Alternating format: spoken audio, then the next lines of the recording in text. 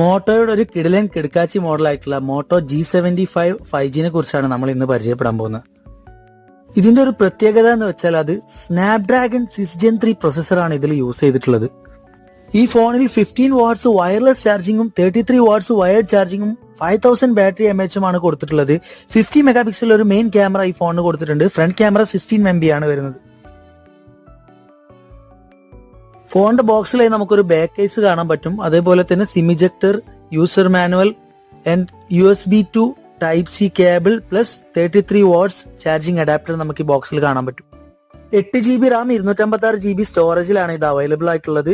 ഇതിന്റെ ക്യാമറ എന്ന് പറയുന്നത് 50 മെഗാ പിക്സൽ OIS ആണ്. ഒപ്റ്റിമൈസ് ഇമേജ് സ്റ്റെബിലൈസേഷൻ ആയിട്ടുള്ള ക്യാമറയാണ്. മൂവ് ഷേക്കിംഗ് ഇല്ലാണ്ട് നമുക്ക് വീഡിയോ ഷൂട്ട് ചെയ്യാൻ പറ്റും.